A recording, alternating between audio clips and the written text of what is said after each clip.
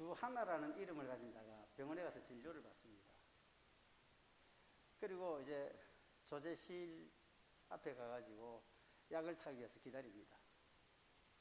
앞에서 한 명씩 한 명씩 이름을 호명하죠. 김대한님, 이민국님, 박만세님 하고 잠시 머뭇하더니 주하나님 합니다.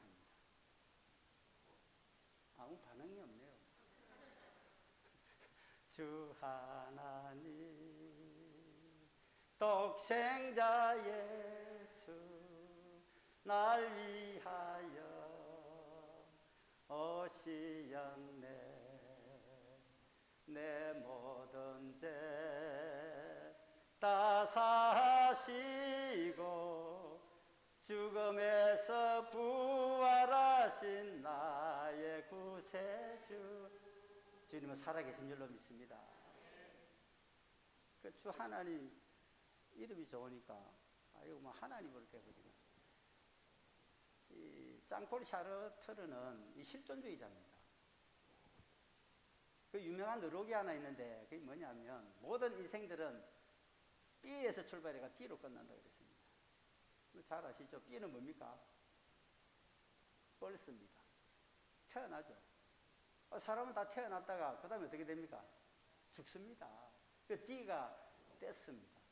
그러니까 출발이 뭐냐면 벌써 태어난 것이면 마지막은 뭐냐는 것도 죽음이다라는 겁니다. 그러면 이 절망과 안타까운 가운데 살아야 될 인생들이잖아요. 그러니까 하나님께서 긍휼히 여기셔가지고 B와 D 사이에 뭘 줬습니까? C를 줬습니다. 그 C는 누굽니까? 크라이스트, 그리스도입니다. 자, 그러니까 이 세상 사는 인생들 가운데 C를 탁 택하면, 선택을 하게 되면 D에서 끝나는 것이 아니라 D를 초월합니다. D 다음에 뭐가 있습니까? E가 있죠. 그 E가 뭐냐? 이터널 라이프입니다. 영생을 예수 그리스도를 믿음으로 말미암아 죽음을 초월한 영원한 생명 주신 줄로 믿습니다. 주님은 살아계시는 것입니다. 오늘 본문을 보게 되면 똑같습니다. 앞에 보게 되는 것 때문에 인생의 정상님의 무덤이 있다 그랬습니다. 우리가 잠깐 앞으로 가봅니다. 11장 9절 10절 보게 되는 것 같으면 청년이여, 이게 물론 이제 청춘의 때를 언급하는 뜻에 보이지만 이 자체는 살아있는 때를 말하는 것입니다. 청년이여, 청년의 날 이렇게 표현되죠. 그러고 난 다음에 뭐냐면 이 10절 밑에 보게 되면 뒤에 보게 되면 어릴 때와 검은 머리의 시절 다 헛되다라는 것입니다. 어린 시절 검은 머리 있을 그럴 때가 다 지나갔다. 그러니까 좋은 때 다 지나갔다. 그러면 뭐가 된다? 곧 있으면 이제 9절 맨 밑에 보게 되면 심판 있다라는 것입니다. 여러분 그렇습니다. 태어나가지고 막 군기탱천하고 막 살아가다가 청년의 꿈을 꿈고 대망을 가지고 했는데 그 꿈이 잘 이루어지지도 않고 그것도 순식간에 지나가 버립니다. 그 좋은 때 지나가게 되면 어떻게 했습니까? 좀 있으면 그냥 심판 때 앞에 서게 된다는 것입니다. 자, 그러니까 심판 때 앞에 서게 되게 될 적에, 그렇기 때문에 12장 들어와서 너는 청년의 때 하게 되면 살아있는 동안에, 살아있는 날 동안에 너의 창조주를 기억하라라고 권고하십니다. 자, 우리가 살아있는 동안에 창조주 하나님을 늘 생각하고 그분께 감사하고 또 그리고 영광 돌려야 되는 삶을 살아가야 될 줄로 믿습니다. 이게 그 다음에 보게 되는 것 같으면 12장 1절에 이제 그렇게 시작을 해놔놓고 그 다음에 뭐냐면 전에 이게 계속해서 연결이 됩니다. 자, 잠시 읽어드리겠습니다. 공고한 날이 이르기 전에 아무 낙이 없다고 할 해들이 가깝기 전에 해, 비, 달, 별들이 어두기 전에 비 뒤에 구름이 다시 일어나기 전에 그 다음에 7절 밑에 보게 되는 것 같으면 영은 그것을 주신 하나님께로 돌아가기 전에, 그러니까 세상에 육신의 장막이 끝나기 전에 모든 것들이 끝나기 전에 뭘 해라고요? 창조자는 기억하라. 그렇게 살아라라는 것입니다. 그러고 난 다음에 8절에 뭐냐면 전도자가 이르되, 저기서 이제 헛되고 헛되도 다른 것은 이게 전도서의 주제가입니다. 그 주제가가 뭐냐면 이게 헤벨송이라고 합니다. 헤벨이 바로 이게 본문 속에 등장하는 헛되다라는 것입니다. 그러니까 앞에 출발을 하면서 전도서가 출발하면서 1장 2절에 모든 것이 헛되고 헛되며 헛되고 헛되니 모든 것이 헛되도다. 고며 곤이다 라고 선포를 하면서 출발을 하고 12장 제일 마무리가 되게 되면서 또다시 한번 1장 2절에 언급을 했던 헛되다 그것을 갖다 5번 언급한 것을 또다시 이제 소환을 시켜가지고 그리고 마무리를 또 짓고 있는데 모든 것들을 따지고 보게 되면 헬렘 또 여기 보게 되면 이 헤벨송인데 헤벨 하헤벨림 테벨 하헤벨림 하헤벨 해가지고 헛되고 헛되며 어떻게 어때니 모든 것이 헛되도다 라고 그렇게 선포를 하는 것입니다. 자, 그러면 이 헛되다 하는 이게 뜻이 무엇이냐라는 겁니다. 헤벨이라는 그 뜻이 무엇이냐? 그야말로 허무입니다. 공허하다라는 거죠. 무가치한 것. 자, 그런 뜻이 되게 되는데, 자, 그러면 이제 이렇게 무가치하게 된 것을 이걸 갖다가 그냥 그대로 그냥 뭐 이렇게 있어서 되겠는가? 그냥 그렇게 살아서 되겠느냐? 인생이 그럼 뭐 아무 가치가 없다 해서 그렇게 허잡하게 살다 끝나면 되겠느냐라는 것입니다. 이 허무함을 극복을 해야 되는 것입니다. 그 극복을 할 수 있는 그 비결이 오늘 짧은 이 본문 가운데 고스란히 들어져 있습니다. 여기 보게 되는 것 같으면, 자, 그러면 어떻게 해야 되느냐? 해야 될 게 보게 되는 것 같으면, 제일 처음에 보게 되는 것 같으면, 이 의미는 이게 왜 이게 다가오느냐 하는 것 같으면, 첫 번째가 보는 것 같으면, 죽음이 가까이 오게 될 적에 늘 이래 아쉬움이 오게 됩니다. 우리가 장례 절차도 어제 그제 또 아마 끝났습니다만은, 우리 인생들은 다 가게 되게 되는데, 요 부분들이 오게 되는 것 때문에 늘 그 생각을 하게 되는 것이, 안 그러면 또 세월이 많이 지나가다 보면 생명의 끝이 다가오고 있구나 하게 되는 것을 이제 느끼게 되게 되죠. 또 그럼 느끼게 되게 될 적에 허무해진다라는 것입니다. 왜 그러냐면 이 전도서 1장 4절에 한 세대는 가고 한 세대는 오되 땅은 영원히 있도다라고 말씀을 합니다. 그러니까 한 세대는 갑니다. 앞선 우리들의 세대도 이미 선진들 가셨고 또 우리들도 때가 되면 갈 것이고 그다음에 되면 또 다른 세대가 오게 되게 됩니다. 그런데 보게 되면 땅은 그대로 있습니다. 이 양길제가 이런 시를 빌죠. 500년 도읍지를 필마로 돌아더니 산천은 너고 한데 인걸은 간 데가 없네. 어저버 태평여늘이 허송인 줄 아노라. 이게 그 호화롭고 화려했던 이 고려가 망하고 난 다음에 잠시 돌아보게 되니까 그 뛰어난 왕들 영웅 홍조도 다 사라지고 없더라라는 것입니다. 때가 되면 다 간다라는 것이죠. 그러니까 이게 허무하다라는 것입니다. 왕조 자체가 바뀌어버렸다. 두 번째는 뭐냐면 모든 수고가 그냥 열매 없이 끝날 때입니다. 자, 고생했습니다.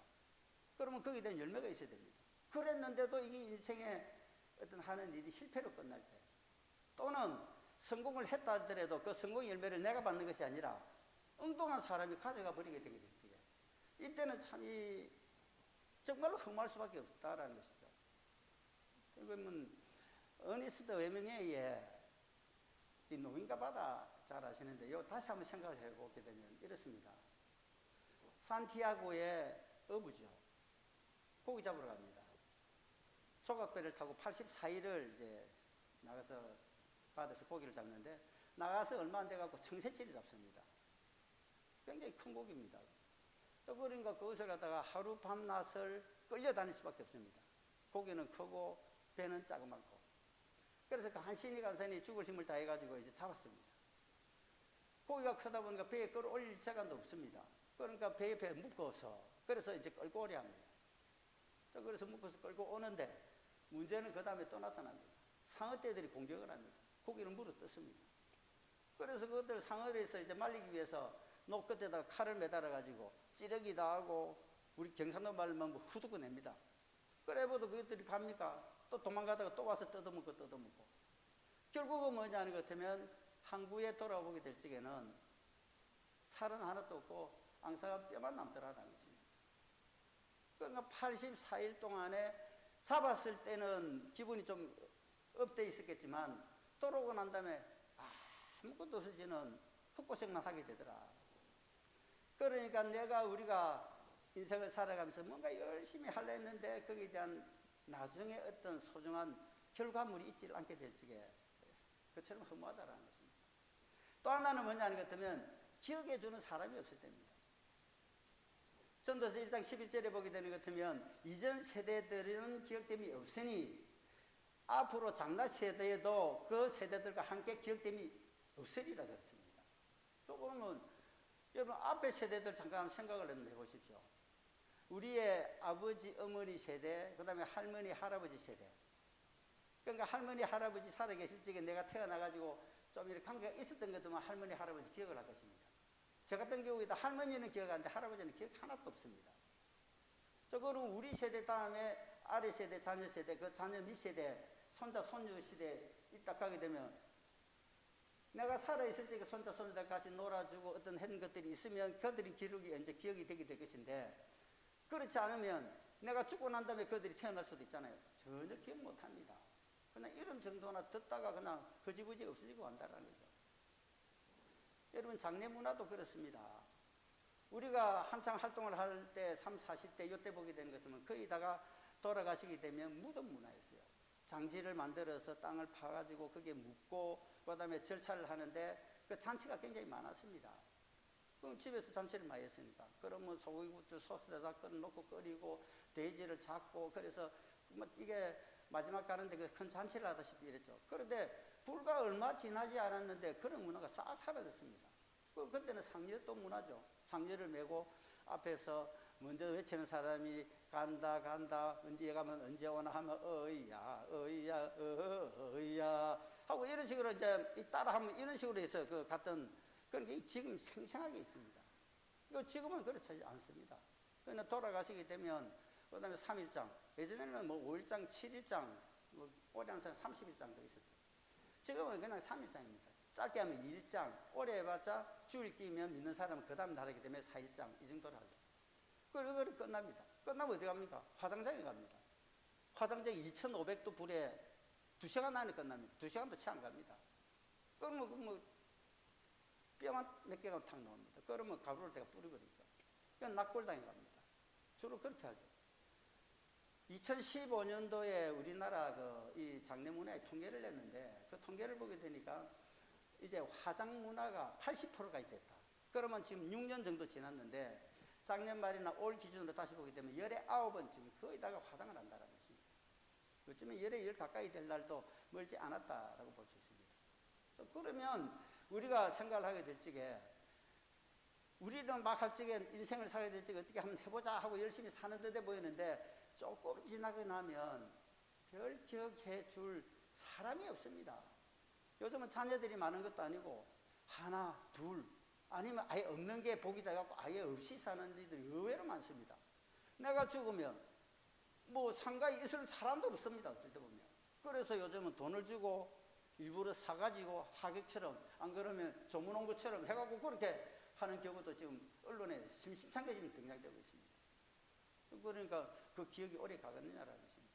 그런 거 생각해 보게 되면 여러분 얼마나 허무합니까? 때가 되게 되는 것 같으면 하나님만이 시방도 계시고 전에도 계시고 앞으로도 계실 줄 믿습니다. 그렇지 않으니까 이게 전부 다 허무로 끝난다는 것입니다. 좀 그러면 이렇게 인생살이 자체가 허무하다고 해서 허무에 주저앉을 수는 없다는 것입니다. 그래서 오늘 본문은 짧은 구절 가운데 이 허무를 극복할 수 있는 이 비결이 들어져 있다는 것이죠. 자, 첫 번째가 뭐냐? 한번 봅시다. 13절에 보게 되면 일의 결국을 다 들었으니 이게 뭔지 아는 것 때문에 일의 앞에 있는 모든 일에 대한 것을 솔로몬 지혜자가 전도자가 전부 다 언급을 했다라는 것입니다. 이걸 갖다가 뭐냐 하는 것 때문에 표준 세번역에는 이렇게 번역을 합니다. 할 말 다 했다. 결론은 이것이다. 그러니까 이겁니다. 내가 전해주고 해야 될 말은 전부 다 했다. 그런데 결론은 딱 이거다. 내가 살아보게 되니까 그런데 하는 것 때문에 이게 답이 딱 두 가지 나옵니다. 첫 번째가 뭐냐? 하나님을 경외하는 것이더라. 결국은 하나님을 경외하는 것이 가장 인생살이의 중요한 포인트고 그것이 핵심이더라라는 것입니다. 자, 하나님 경외가 뭡니까? 경외라는 이 단어가 보게 되는 것 같으면 이 야레입니다. 여기 단어가 하나님을 경외하는 것 하게 됐을 때 하 엘로임 야레 나옵니다. 레야를 거꾸로 하면 야레가 됩니다. 이 야레가 번역을 하게 되면 fear God입니다. 그러니까 하나님을 두려워하는 것. 제가 하나님을 두려워하는 것이 뭡니까? 하나님을 사랑하는 겁니다. 하나님을 사랑을 하는데 하나님의 사랑을 받고 내가 하나님의 사랑을 고백하고 하나님의 사랑을 실천하게 하는데 그러고 난 다음에 더 플러스 돼야 될 게 뭐냐 하면 여기에 두려움을 갖고 하는 것입니다. 아버지가 좋습니다. 그래서 아버지 뭐든지 그냥 아버지한테 해달라고 요청을 할 수 있죠. 그런데 아버지가 하게 되고 정책을 하게 되면 무섭듯이 겁나듯이 하나님이 그런 존재여야 된다라는 것입니다. 자 보세요. 하나님이 아브라함에게 그 아들이 없어서 그렇게 될 적에 네 씨를 주겠다 약속을 했습니다. 75세. 그런데 25년 지나가지고 무려 25년 지나가고 100살 때 하나님 아들 줍니다. 그러니까 아브라함이 얼마나 이게 기쁩니까? 그러니까 그 하나님께로 향한 사랑이 자식에게로 쏠리게 되고 이삭이 좋다 보니까 사랑하다 보니까 거기에 집념을 하다 보니까 하나님은 시기의 하나님, 질투의 하나님이시잖아요. 내가 너를 사랑해서 또 그리고 너가 나를 갖다 추종하니까 그래서 복이 되게 만들고 복에 거는 데가 다 해갖고 원하는 그 씨와 땅을 다 줬는데 나중에는 이삭에게만 쏠리게 되니까 하나님이 시기도 나고 테스트를 한번 해보고 싶은 겁니다. 그래서 어느 한날 아브라함아, 그때가 이삭 나이가 거의 16살 다 됐을 때 네 아들 독자 이삭을 내가 지시하는 모리아 산도를 가가지고 번제로 드리라. 이러니까 이 아브라함이 이 하나님한테 한거를 합니까? 그러지 않습니다. 하나님이 요구를 하시니까 그냥 그대로 또 받아들입니다. 그것을 갖다 직감을 하죠. 하나님이 무언가의 어떤 의미를 가지고 있을 것입니다. 그래서 그냥 그대로 순종을 하죠. 결국 올라갑니다. 모리아산에. 올라가가지고 판 다 깔아놔놓고 그리고 아들 올려놔놓고 칼을 꺼내가지고 이미 그때 마음속으로 아들 죽인 겁니다. 왜? 제물 바치려 했으니까. 그래서 칼을 들어서 이미 마음속으로 죽이고 이제 육신만 이제 조각만 내면 되는 그 찰나에 하나님의 긴급한 음성이 들리게 되죠. 아브라함아 소리치고 난 다음에 그러고 난 다음에 하시는 말씀이 네가 네 독자 아들 이삭을 아끼지 아니하고 내게 드렸으므로 너가 나를 경외하는 줄을 이제야 알노라. 할렐루야. 이제는 경외하는 것을 알았다는 것입니다. 너가 나를 사랑하는 것을 알았다. 네 아들도 죽이라 하게 되니까 죽이서 번제로 잡아갖고 하나님 앞에 드릴 만큼 나를 사랑하는 것을 알았다. 그것을 갖다가 그때 단어를 분명히 경외라는 단어를 씁니다. 그리고 결국은 이 하나님이 경외하는 것이다. 자, 그러면 경외하는 자에 복이 있다는 것입니다. 아브라함에게는 그러고 난 다음에 말씀하시는 대로 복의 근원이 다 되고 네가 축복하는 자는 내가 축복을 해버릴 것이고 네가 저주하면 내가 저주해서 내가 판을 다 지키고 인도하고 보호하고 그리고 커버하고 그 다음에 무찌르건 내가 다 하겠다는 약속을 신실히 이루어주십니다. 그러면 거기에 대한 복을 시편 128편에서 구체적으로 열거하고 있습니다. 빨리 찾는 분은 시편 128편 4절을 찾아보시고 찾기 어려우신 분들은 그냥 눈만 들어 계시면 됩니다. 시편 128편 4절을 보게 되는 것 때문에 여호와를 경외하는 자는 이같이 복을 얻으리로다. 조금 이 말씀을 하는데 이같이라는 이 단어 하게 되면 그러면 앞에 뭔가 수식어가 있다라는 것입니다. 그러니까 복을 얻을 것이다 했는데 이같이 하게 되면 앞에 무슨 그 복에 대한 구체적인 언급이 있다라는 것입니다. 자, 그러면 앞에 1절, 2절, 3절 다시 봐야 됩니다. 128편 1절 보게 되면 여호와를 경외하며 그의 길을 걷는 자마다 복이 있도다라고 선포를 하고 난 다음에 2절에 보게 되면 네가 네 손이 수고한대로 먹을 것이라. 수고한대로 먹을 손이 수고한대로는 손대는 것마다 잘 되게 된다는 것입니다. 할렐루야. 이 은혜, 이 복이 여러분에게 있으기를 축원합니다. 실컷 손대가고 열심히 했는데 열매도 없고 남는 것도 없고 장사를 하고 사업을 했는데 돌아보게 되면 남아야 되는데 남는 것이 없고 구멍이 숭숭숭 때가 다 빠지게 되는 이것은 복이 아닙니다. 그저 노력만 하고 땀만 흘리는 겁니다. 그런데 성경은 하나님을 경외하는 자 복이 있다니 안 하고 그 첫 번째 복이 뭔가 네가 손으로 되는 수고하는 모든 것마다 뭐냐 다 잘 될 것이다 하게 되는 것 같으면 이게 뭐냐면 열매가 있게 되게 되고 거기에 대한 결과가 좋게 될 것이다 라는 그 선포입니다. 또 그러고 난 다음에 두 번째 뭐냐면 네가 복되게 되고 복된다는 것은 그야말로 모든 것이 잘 되는 것을 갖다 전체적으로 함축시킨 것이 바로 복입니다. 그러고 난 다음에 형통하게 될 것이다. 이때 형통이라는 단어가 히브리어로 토브입니다. 토브라는 것은 창세기 1장에 하나님이 빛을 만들고 하나님 보시기에 좋았더라. 등등으로 다 만들어 놔놓고 마지막 살을 만들어서 하나님 보시기에 심히 좋았더라. God saw that very good. 일반적으로 good 했던 것이 가장 좋았다, 심히 좋았다 할 적에는 하나님 보시기에 너무 좋았더라라는 이 토브를 쓰고 있다는 것입니다. 그럼 토브라는 이 단어는 뭐냐면 shall be done, shall be well입니다. 모든 것이 앞으로 잘 돼가지고 형통하게 된다라는 것이 바로 형통이라는 이 단어 가운데 들어져 있다는 것이죠. 그 다음에 보게 되는 것 같으면 네 집 안방에 있는 네 아내는 결실한 포도나무 같이 될 것이다. 결실한 포도나무, 뭔가 좀 희망이 있고 좀 좋아 보입니다. 그런데 포도나무는요, 쓸데가 없어요. 첫 번째 뭐냐는 것 같으면 어디 좋은 제목이 돼갖고 뭐 그걸 갖고 공작을 할 수가 있습니까? 나무를 깎아 뭘 이렇게 좋은 걸 만들 수가 있습니까? 못 씁니다. 그리고 이게 뭐 관상수가 돼가지고 다 꺾어가지고 어디 놔놔가지고 아 보기 이쁘다 이래 그런 하고와 전혀 상관이 없습니다. 심지어는 뗄감도 안 됩니다. 그런데 보게 되면 여기 네 아내는 포도나무 같으리로다 이렇게 표현하거든요. 그런데 이 포도나무가 큰 소리 칠 때가 있어요. 언제냐? 딱 이때입니다. 지금 뭐냐면 여름이 되고 딱 열흘쯤에 포도가 잘 있거든요.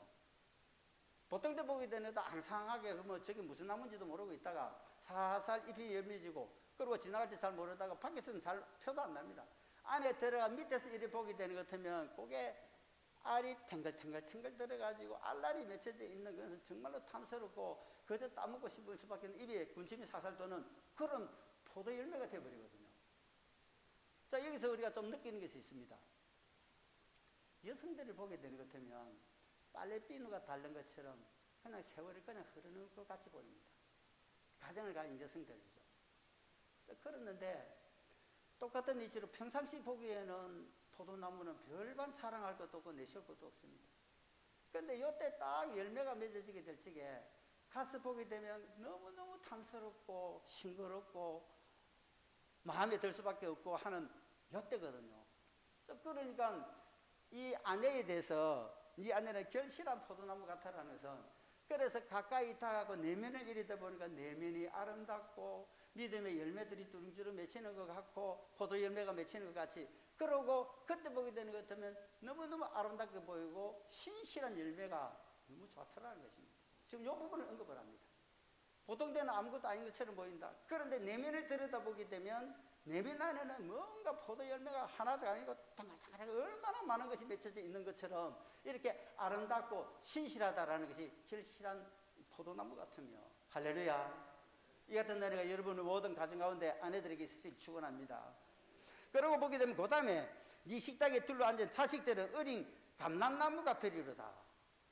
자, 그러면 두 번째 이제 언급하는 것이 그냥 감람나무다라는 것입니다. 자식들은. 자, 그러면 감람나무가 그러면 어떤 것이냐? 이런 이 감람나무라는 것은 이스라엘 사람들은 무조건 축복을 상징하는 나무가 감람나무입니다. 감람나무 이것은 물론 그 잎사귀는 프랑스 요리의 최고 요리에 쓰이는 그 재료로 쓰여지게 되고 제목 자체로도 쓰여지게 될 적에 나무가 희거나 갈라지는 것이 없습니다. 그래서 목재 공업으로도 많이 쓰이고 여러 가지 용도로 굉장히 많이 쓰이는 것이 바로 이 감람나무가 됩니다. 그리고 이게 여기서 열매를 보게 되는 것 같으면 그 열매에서 기름이 나오죠. 그래서 감람유가 됩니다. 그리고 이 나무 자체에서 향이 굉장히 많이 나요. 그리고 또 음식 재료가 되죠. 그 열매로 말미암아서는 사람이 몸에 좋은 것을 다 할 수가 있는 그런 것이 됩니다. 또 그러면 뿌리는 약재료로 또 쓰입니다. 거기서 더해서 좋은 것은 뭐냐면 이게 비가 아무리 오지 않아도 수명이 어디까지 가느냐? 1000년, 2000년 갑니다. 여러분 고사해봤자 사과나무 30년 갑니다. 그 다음 포도나무 20년 가고요. 사과 30년 농사 지게 되면 엎어야 됩니다. 엎어가고 다른 나무를 심든지 다른 곳으로 옮기든지 이래야 됩니다. 포도도 마찬가지고. 또 그렇게 했는데 이것은 무려 1000년 가도 똑같이 때가 돼야 되는 것 잎사귀 내고 열매 내고 뿌리 그대로 가져간다는 거죠. 그러니까 초연하다라는 거죠. 세상이 아무리 굴고 있지더라도 감람나무는 변함이 없이 계속 간다. 예수님이 2000년 전에 이 다윗 산성이 되는 아마 지금 전박이 되는 것 같으면 통곡의 벽이 있는 그쪽이 될 겁니다. 거기에 예수님이 이 감람나무를 심었다 그래요. 그래서 얼마 지나지 않아서 한 세기 정도 지나가고 거기서 여행하거나 이게 역사학자들이 가고 난 다음에 그 나무가 감람나무가 너무 울창하게 아름드리 큰 나무가 서 있더라. 지금 그러면 1900년 정도 흘렀습니다. 2000년. 그런데 지금 이 나무가 그대로 종속되어 살고 있다는 것입니다. 저는 안 가봐서 못 봐서 모릅니다. 그런데 학자들이 주장하는 바에 의하면 예수님이 심겨둔 이 감람나무가 지금도 똑같이 그렇게 생생하게 서 있다는 것입니다. 자, 그러면 다시 한번 종합을 해보게 되면 상에 둘러 앉은 자식은 저와 여러분이 믿음의 가정을 꾸리게 되고 그리고 아름다운 믿음의 가문이 형성되게 될 적에 그 한 상에 둘러 앉은 어린 자녀, 어린 감람나무와 같이 된다. 자라서 거기에 잎사귀 내고 열매 내고 뿌리는 더 깊게 박혀지게 될 적에 1000년, 2000년을 간다는 것입니다. 그 가면서도 어디에서든지 무엇이든지 이 감람에 연계되는 것은 전부 다 귀하게 쓰인다는 것입니다. 잎사귀 쓰이죠, 나무 어디로 가나 쓰이죠, 향내 나죠, 뿌리는 재료가 되죠, 등등으로 다 쓰인다. 그만큼 이 가정을 복이 되게 만들어 주시겠다는 약속입니다. 좀 그러면 오늘 본문 속에도 그렇게 했습니다. 여호와를 경외하는 자는 이같이 일거리에서 복을 얻을 것이다. 이런 은혜, 이런 하나님의 축복 누가 받느냐? 하나님을 경외하는 자에게 고스란히 임해지게 된다. 여러분에게 이 은혜의 담비 내려줄 수 있기를 축원합니다. 자, 그러면 명령을 여기 이제 본문 속에 들어가게 되면 다시 이제 언급을 하게 되면 여기에 명령을 지키는 자, 하나님의 명령을 따라가는 자들입니다. 자, 성경 속에 가장 부유하게 살았던 자를 대표로 뽑게 되게 되면 솔로몬일 것입니다. 이 전도서의 저자가 되는. 물론 다른 사람도 있습니다만은 어쨌든 아주 부유하고 유능하게 번영을 이루며 살았던 솔로몬입니다. 자, 그러면 솔로몬이 하나님한테 정말 귀하게 여김받고 인정을 받았던 때가 언제였습니까? 지혜가 많아서 정말 정치를 치리를 잘 해가지고 그 이름이 주변에 만방에 뻗어져 나갔을 때였습니까? 안 그러면 아비 다윗 때에서부터 그 주변 나라들이 전부 다 속국이 되고 공물을 바쳐가지고 정말로 그 이스라엘 땅에 금과 은이 돌같이 많을 그럴 때였습니까? 그때가 아니었습니다. 성경은 전혀 그렇게 말씀하지 않습니다. 언제냐? 열왕기 3장 3절 4절에 이 기록이 되어 있습니다. 그것은 뭐냐? 여호와를 사랑하고 그의 법도를 행하고 제사를 드리는데 매일 번제를 드리고 그리고 일천번제를 드리게 될 때 하나님이 가장 기뻐하고 가장 귀하게 여겼다라는 것입니다. 할렐루야. 그러니까 세상의 물질이 부유하고 어마어마한 권세를 가지고 명예도 있고 이럴 때가 아니다. 그 다음에 내 능력이 있어가지고 주변에 영향력을 끼쳐가지고 사방팔방에 이름이 쭉 뻗나 그럴 때가 아니더라라는 것입니다. 하나님 앞에 존귀하게 인정을 받게 될 적에는 뭐냐? 하나님을 사랑하는 것이 본들 눈으로 드러나게 될 적에 또 뭐냐는 것 같으면 그 법도를 신실히 따라 행하게 되게 될 적에 그리고 제사를 드리고 하나님 앞에 일천번제를 드릴 만큼 예배자로 서게 되게 될 적에 이것을 하나님이 가장 기하게 이게 뭐냐면 솔로몬의 초기 왕정에 있을 적에 나타났던 현상들이라는 것입니다. 자, 여기 한번 우리 생각을 해볼 필요가 있습니다. 바울을 보고 베드로를 비교를 한번 해봅시다. 바울은 믿기 전에 사울이었을 적에는 엄청나게 뛰어난 자였습니다. 자, 집안 배경이 좋아요. 학문이 굉장히 뛰어납니다. 그때 당시 최고의 학자 가말리엘 문화에서 수제자급이었습니다. 언어가 무려 그때 당시에 5개국, 6개국까지 할 정도로 뛰어났습니다. 전부 다 갖춰져 있습니다. 좀 그러니까 삶도 좋죠. 그 다음에 언어가 좋죠. 학식이 뛰어나게 되죠. 어느 세대 총력 다 받습니다. 그럴 때 하나님하고 관계가 있었습니까? 그렇지 않잖아요. 나중에 죽음 체험하고 하나님 만나고 그러다 보니까 그 가졌던 엔적에 있는 모든 영광과 영화스러움을 전부 다 배설물처럼 던져버리고 내 주 예수 그리스도라는 지식이 가장 고상하다고 빈털털이 되고 난 다음에 주만 쫓아가게 될지 하나님 앞에 쓰임받은 줄을 믿습니다. 또 그럼 베드로 봅시다. 베드로 보게 되는 것도 가진 것이 없습니다. 무식합니다. 어부 출신입니다. 뭐가 언변이 뛰어나게 될 것이며 나타내질 될 것이 없습니다. 그런데도 성경은 개파합니다. 큰 소리 잘 지르고요.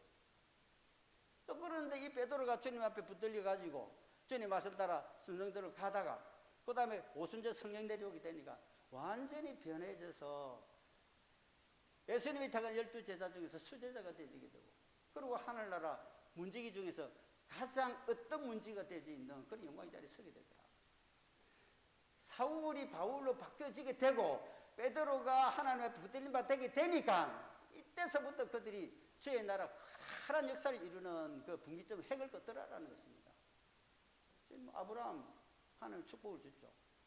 물론 이 갈대의 우리에 살고 있을 적에도 보면 집안은 조금 여유가 있었습니다. 왜? 자기 아버지가 우상을 파는 장사를 했기 때문에, 우산이 아니고 우상을 만들어 파는 그 장사를 했기 때문에 조금 여유가 있습니다. 그런데 하나님 명령 따라 명령이 순응하죠. 내가 말하는 대로 시키는 대로 가라 하니까 고향 버리고 그냥 이 가나안 땅으로 들어와 버립니다. 자, 거기서부터 아브라함은 복이 이제 이미 추작이 이제 시작이 돼 버렸다는 것입니다. 하나님 앞에 때에 따라서는 쏘기도 했지만은 어떻든 움직이는 곳곳마다 뭐냐면 하나님이 건과 은을 보태가지고 계속해서 줘가지고 이 아브라함을 이제 복의 근원으로 만들어 버립니다. 거기에 비해서 세례자 요한 한번 봅시다. 세례자 요한은 뭐냐면 딱 옷도 한 벌밖에 없습니다. 그것도 다 떨어진 옷, 가죽으로 찢어진 것을 갖다 붙여서 기워서 입는 옷. 그러고 난 다음에 시내에 살지도 못합니다. 어디로 갔냐? 광야로 나갑니다. 광야는 데절트 아무것도 없습니다. 또 먹을 것이 어디 있습니까? 못해 먹습니다. 그러니까 어떻게 하느냐? 고장에서 먹는 게 메뚜기, 생메뚜기 잡아 먹습니다. 불이 있어야 구워 먹겠는데 그것도 없으니까 그냥 생거 잡아 먹습니다. 야생생활 한다는 거죠. 그리고 야생 뿔이 있으면 거기서 갖다 조금 찍어가지고 그리고 거기서 빨아먹습니다. 그거 가지고 생명을 유지합니다. 그러면서도 뭐냐면 하나님과의 영적인 교감을 계속해서 가져갑니다. 광야에 외치는 자의 소리가 되게 되죠. 아브라함은 엄청난 하나님의 명령을 지킴으로 말미암아서 고향 때나 왔는데도 믿음의 조상이 돼가지고 하나님 주시는 축복, 그 다음에 아들 이삭, 그 다음에 태어난 이 아들들 야곱 에스를 통해 가지고 한 명이 12명이 돼가지고 어마어마한 가문의 축복, 지금은 온 세계와 민족 족속들까지 이 12지파들 가운데 흩어진 무리들 가운데 복음이 전개돼가지고 저와 여러분도 믿게 되고 구원 얻는 역사를 이루게 되죠. 엄청난 사건입니다. 그런데 세례자 요한도 보게 되면 초라하고 아무것도 없는 가운데 오직 예수 증거하고 오직 그분만에 대해서 언급을 했던 이 자는 여인이 난 자 중에서 이 같은 자가 일어남이 없다 했습니다. 모든 자들 중에 어뜸이라고 그랬습니다. 어디에 결론을 내집니까? 하나님 말씀에 맞춰가지고 그분의 명령을 쫓아 살아갔던 그들의 삶들이기 때문에 그렇다라는 것입니다. 요셉은 총리가 됐습니다. 그때 당시 제일 큰 나라 애굽이라는 대제국의 총리가 됩니다. 부명예 권세 전부 다 있습니다. 또 그런 권세를 가지고 있는 이자, 또 그러면 또 거기에다가 거기 비해서 기생 라합을 보게 되면 여리고성에 있는 청년입니다. 몸 파는 여인입니다. 그런데 세월이 지나서 우리가 성경을 이렇게 묵상을 해보게 되면 요셉도 귀하고 정말 귀합니다.